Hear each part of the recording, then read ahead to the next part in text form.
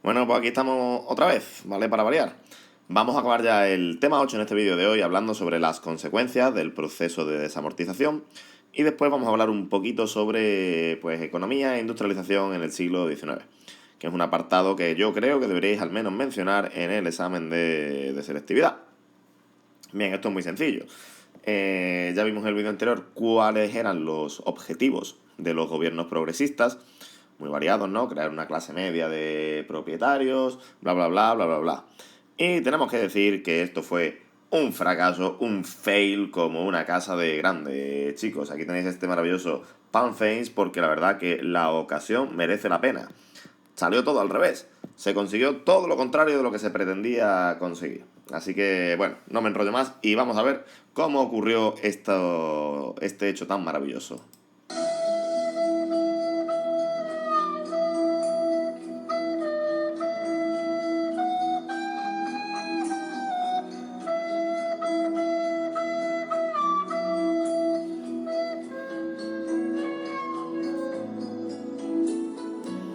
Qué bonito, siempre me emociono al escuchar esta canción y recordar sobre todo esas maravillosas clases de música de la que escuchamos siempre a nuestros compis más pequeños escuchar tocar esta maravillosa banda sonora de Titanic, ¿verdad, chavales? Que os encanta. Bueno, vamos al lío. Consecuencias económicas, la primera de ellas, efectivamente se produce un cambio jurídico en la propiedad de la tierra. Desaparece el régimen señorial, los señores feudales dejan de ser señores feudales para convertirse en propietarios, pero vale, masculino de la pera, se propaga, ¿no? Se mantiene el latifundio, se consolida el latifundio, sobre todo en el centro y en el sur de la península ibérica. Que su latifundio, por si alguien no lo sabe, es una gran aglomeración de tierras. Gente que tenía grandes cantidades de tierra o grandes cantidades de territorio, ¿vale? Además, el hecho de... perdón. El hecho de sacar a la venta tantas tierras con la desamortización hace que la inversión se produzca en tierras y no en la industria. Tienes aquí este maravilloso dibujito. La gente no invierte en modernizar la industria o en crear nuevas industrias, no. La gente invierte en comprar tierras porque están baratitas. Así que ruina, porque el objetivo final era invertir y modernizar la industria. Así que, bueno, en cierto modo la desamortización contribuye al atraso industrial de nuestro país. En segundo lugar, es cierto que se consigue aumentar la producción, pero solo gracias a que ponemos en cultivo nuevas tierras, se producen nuevas roturaciones, ¿vale? Se empiezan a cultivar tierras que antes pues la iglesia no, los ayuntamientos no tenían cultivadas. ¿Qué pasa? Que pasados unos años, cuando la producción ya haya crecido por el cultivo de estas nuevas tierras, se vuelve a quedar estancada, ¿vale? Porque no hemos mejorado las técnicas, no hemos introducido maquinaria, no hemos hecho nada. Entonces, una vez que las tierras dan su fruto, pues muy bien, ha crecido la producción, pero ya deja de crecer, porque no se siguen poniendo en cultivo nuevas tierras todo el rato, eso es imposible, ¿vale? Por último, pues la recaudación fue claramente insuficiente. No se consigue bajo ningún concepto pues saciar la deuda del Estado. Ya visteis las cifras en el vídeo anterior, ¿no? Se recaudan 4.500 millones de reales en la de Mendizábal, 8.000 en la de Madoz y la deuda era de más de 14.000 reales. Además, tened en cuenta que gran parte de este dinero se gastó en la guerra carlista. Pero esto es malo, pero tenemos una consecuencia buena. Y es que aumenta la recaudación tributaria, ¿vale?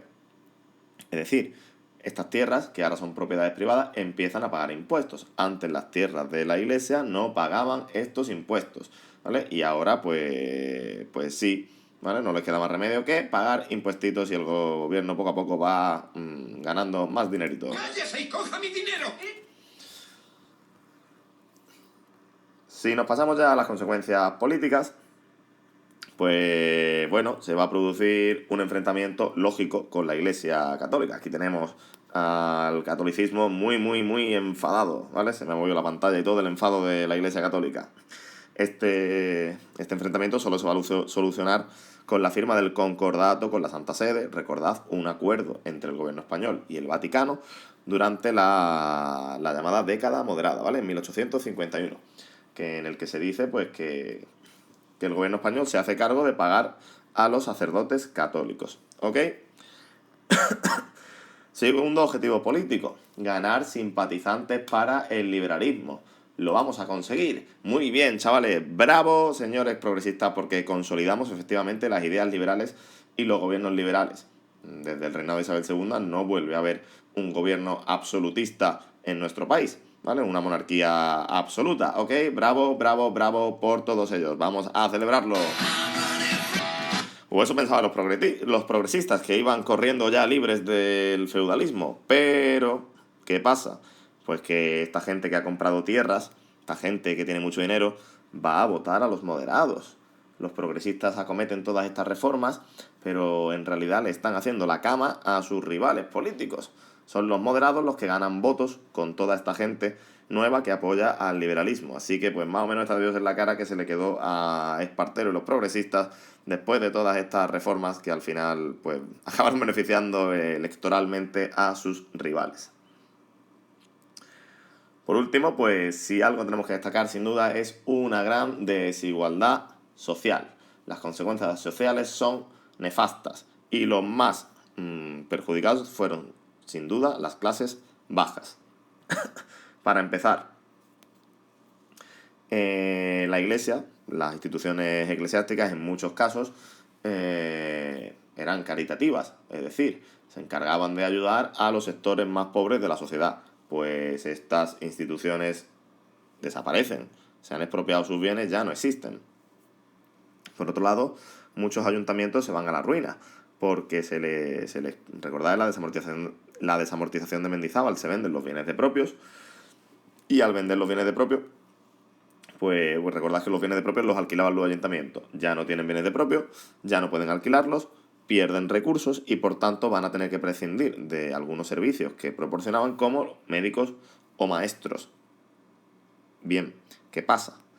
Pues si eliminamos algunas instituciones eclesiásticas que se dedicaban a la enseñanza y eliminamos estos maestros que en algunos casos proporcionaban los ayuntamientos, la consecuencia es que aumenta descomunalmente el analfabetismo entre las clases más pobres, ¿vale? La mayoría de las personas de estas clases pobres, pues al final van a tener que convertirse en jornaleros. Y de esto que de los jornaleros ya lo hemos visto en otras ocasiones, ¿no? Los jornaleros son aquellas personas que trabajan diariamente por un jornal, ¿vale? Y obviamente, pues las condiciones a las que están sometidos son nefastas. Ahí todo el día con el látigo y todo el día con la espada de Damocles encima, ¿no? Sobre si mañana voy a tener trabajo o no voy a tener trabajo. Son unas condiciones de vida muy miserables, ya que pues estos campesinos humildes no habían podido acceder a la compra de una tierra. Por otro lado, la nobleza y la burguesía, pues sí van a comprar muchas tierras, sobre todo la burguesía, ¿vale? La nobleza va a convertir en propiedad privada las que ya tenía antes, la burguesía va a comprar nuevas tierras y se van a convertir pues en grandes terratenientes, en grandes tenedores de tierras. Tienen muchísimas tierras. Pero, ¿qué van a hacer cuando tienen tantas tierras? ¿Las van a mejorar? ¿Las van a modernizar? Pues no, lo que van a hacer es vivir de la renta.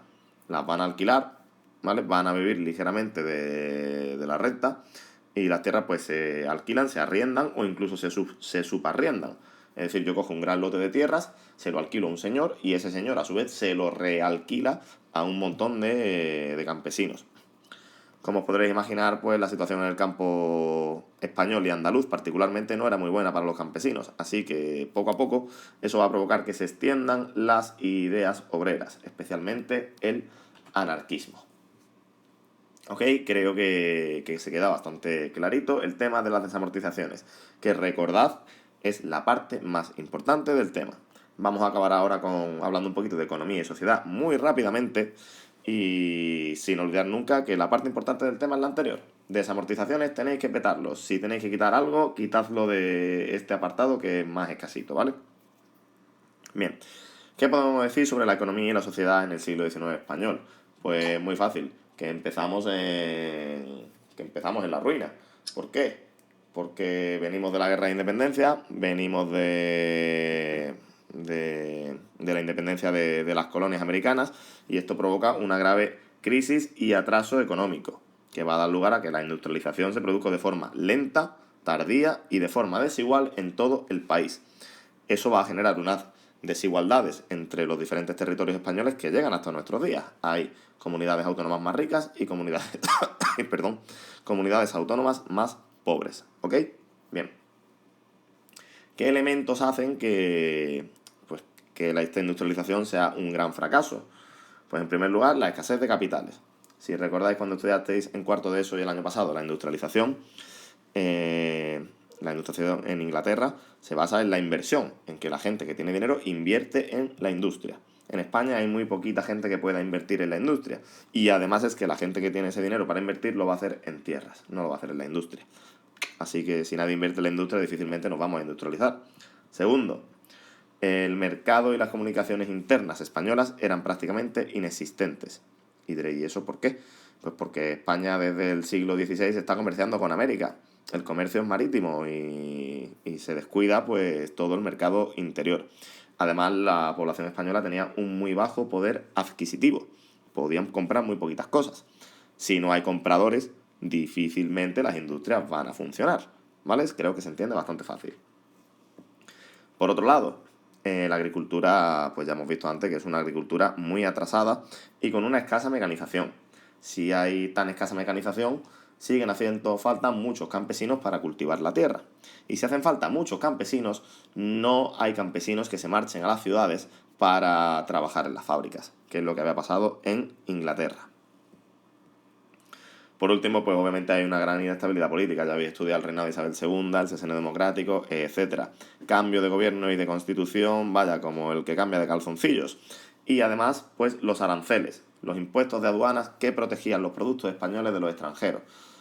Muchos políticos intentaron cambiarlo, intentaron quitar estos aranceles, como Espartero, como Prim, pero pues los sectores industriales se resistían a ello.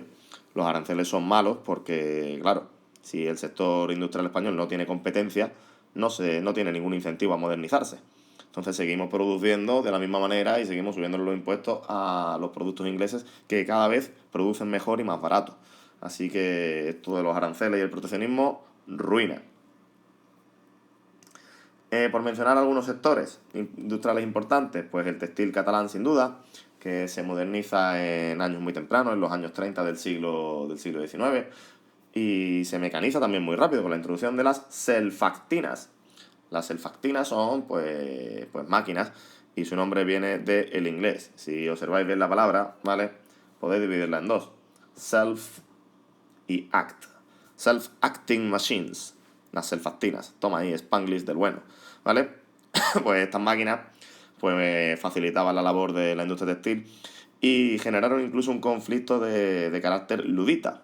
Recordad que los luditas son pues aquellos que acusaban, obreros que acusaban a las máquinas de robarles el trabajo. También el sector textil catalán pues adopta el algodón, sustituye la lana por el algodón, que es más barato, y también pues lo ayuda a las medidas proteccionistas, obviamente, ¿vale? Recordad como con Espartero, cuando Espartero quiere imponer medidas librecambistas, Cataluña, Barcelona se rebela, incluso Espartero llega a bombardearla de la que habían liado allí, ¿vale? El sector siderúrgico, pues la guerra carlista afecta sobre todo al norte de la península. Y en esa tesitura, Málaga, un señor que se llama Manuel Agustín Heredia, va a aprovechar para convertir a Málaga en el principal centro siderúrgico de España durante unos cuantos años. Sin embargo, cuando acaba la guerra, pues claro, Málaga no tiene carbón, no tiene combustible a mano. Así que muy rápidamente Asturias va a recuperar pues va a convertirse en el principal centro industrial y posteriormente Vizcaya, que tenía pues buenos contactos con puertos ingleses y escoceses. En cuanto al ferrocarril, pues se construye de forma masiva tras la desamortización de Madoz. Recordad que se dan muchas subvenciones a la construcción del ferrocarril, pero claro, esto decíamos que generaba una gran burbuja, porque se construían líneas innecesarias. Además, la industria siderúrgica española es muy débil. La industria siderúrgica española no produce el hierro suficiente para la construcción de nuestro ferrocarril. Así que, ¿qué hacemos? Importar hierro de fuera. Mientras que en Inglaterra el ferrocarril es un impulso a la industria siderúrgica inglesa, en España la construcción del ferrocarril es un impulso a la industria siderúrgica francesa e inglesa. Y pues eso obviamente no es bueno, ¿vale? Recordad que esta burbuja finalmente cristalizaba en una gran crisis bursátil en el año 1866.